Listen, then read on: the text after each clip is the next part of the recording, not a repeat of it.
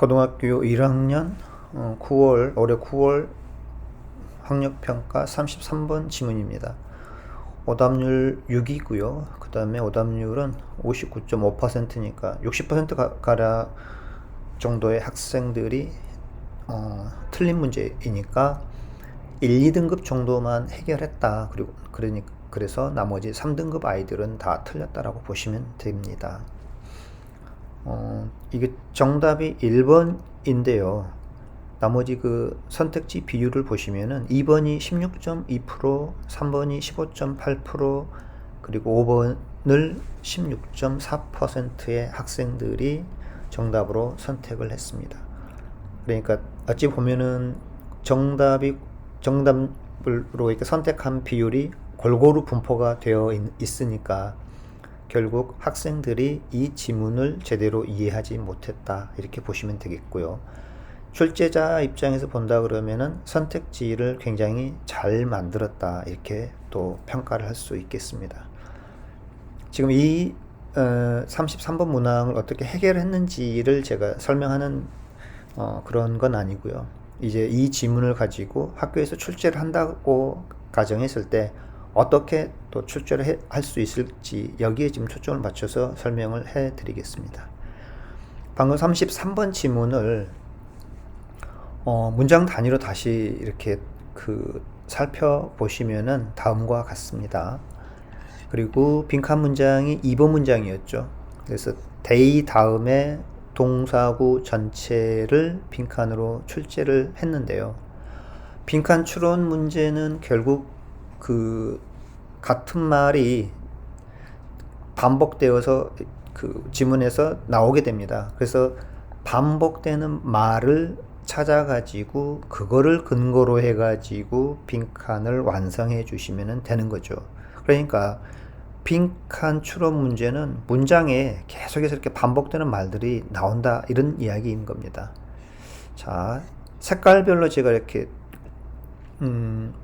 해놨으니까 이 녹색은 녹색으로 연결하시면 됩니다. 녹색은 녹색으로 연결해 가지고 쭉 보시면은 이게 결국에는 같은 말을 다르게 표현한 것 뿐입니다.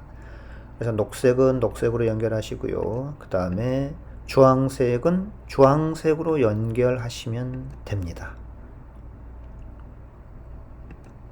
이런 식으로요. 그래서 존재하지 않는 것을 보게 하는 것이죠. 우리가 존재하지 않는 것을 본다. 그런데 3번 문장에서 보니까 어두운 방에서 검은 고양이를 찾는데요. 그런데 고양이가 존재하지 않는데요. 고양이가 없다는 거죠. 그러니까 존재하지 않는 걸 찾는 겁니다. 존재하지 않는 검은 고양이를 지금 찾고 있습니다.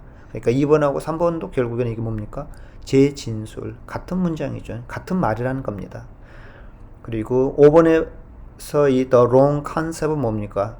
존재하지 않는 고양이, 그게 잘못된 개념인 것이죠. 그 개념 자체가 잘못되어 있기 때문에 우리 실험을 잘못하게 되는 것이고, 결국에는 우리가 아무것도 발견할 수 없게 된다라고 하는 게 그 전체의 그런 내용인 겁니다. 그래서 잘못된 개념 하나가 또 나오죠. 에테르라고 하는 어떤 물질에 관한 내용이고요. 근데 그 물질은 결국엔 뭐냐? 검은 고양이입니다. 근데 검은 고양이는 어떻다고 그랬습니까? 존재하지 않는 것입니다. 이게 지금 글 전체의 흐름인 겁니다. 같은 말들이 계속 이렇게 반복되고 있습니다. 이 반복되는 말들을 찾아가지고 여기 빈칸에다가 채워 넣으면 되는 거였죠.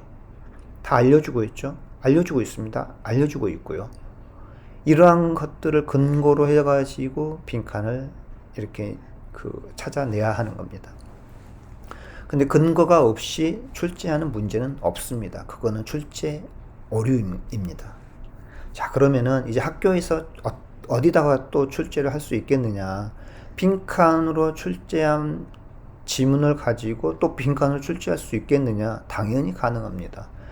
여기에 빈칸을 지금 이렇게 해놨죠. 근데 이게 같은 말이 especially when there is no cat 이고요. 그 다음에 the wrong concept도 같고요. 그 다음에 마지막 문장에 a cat that did not exist도 같은 말입니다. 그래서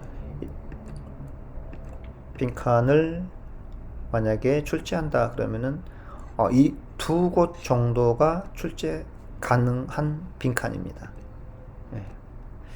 그래서 이 지문을 가지고 한번 문제를 다시 한번 빈칸 추론 문제로 출제를 해보면은 제가 이제 출제한 문제는 지금 이렇습니다.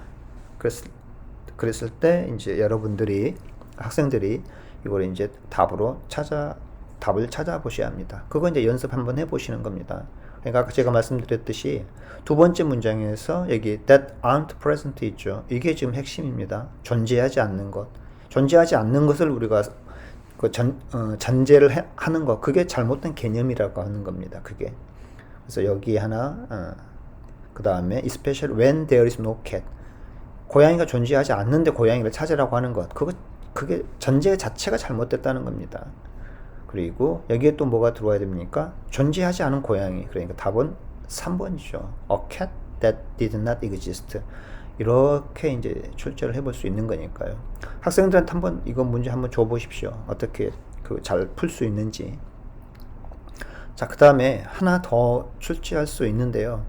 여기 이 3번 문장을 제시문으로 해가지고 문장 삽입 문제를 출제할 수 있습니다. 여기에서 출제 포인트는 4번의 this statement입니다. 이게 문장 삽입 문제를 출제하는 출제 포인트이고요. 이거는 교육청 문제뿐만 아니라 평가원에서도 즐겨서 출제하는 출제 코드입니다. 자, 보시면은 그런데 이 this statement에서 이 statement를 삭제하고 그냥 this만 해도 문제 출제가 가능합니다. 원래 this는 앞문장 전체를 받을 수도 있고요. 그 다음에 앞문장 일부를 받을 수도 있습니다. 그래서 this statement라고 이야기를 해 준 거는 매우 친절한 거고요. statement를 삭제를 하게 되면은 그래서 난이도가 올라가게 됩니다. 그래서 학생들이 더 많은 학생들이 오답을 할 가능성이 높아진다는 이야기입니다. 그래서 이렇게 출제를 하면은요, 여기 this statement를 그대로 둔 경우, 그 다음에 또 this statement에서 statement를 삭제해 버린 경우, 이 두 가지 문제가 출제 가능합니다. 그리고 이제 학교 선생님의 스타일에 따라서는 저는 이 문장을 제시를 했지만 어떤 선생님은 이 2번 문장 있잖아요. this가 들어가 있는 이 문장을 제시문으로 줄 수도 있습니다. 그런데 대부분의 이제 출제 경향을 살펴보면은 this가 들어와 있는 문장을 본문 안에다 이렇게 넣어줍니다. 그리고 학생들이 글을 읽어가면서 this가 앞문장과 연결 관계에서 이게 자연스러운지 아니면은 여기에서 단절이 발생하는지를 찾도록 하는 게 출제 의도입니다. 그렇기 때문에 일반적으로는 this라든지 this statement가 들어가 있는 이 문장을 그대로 지문 안에 두고 그 앞문장을 이곳 제시문으로 사용해 가지고 출제하는 것이 일반적인 경향이다. 이렇게 보시면 되겠습니다. 고맙습니다.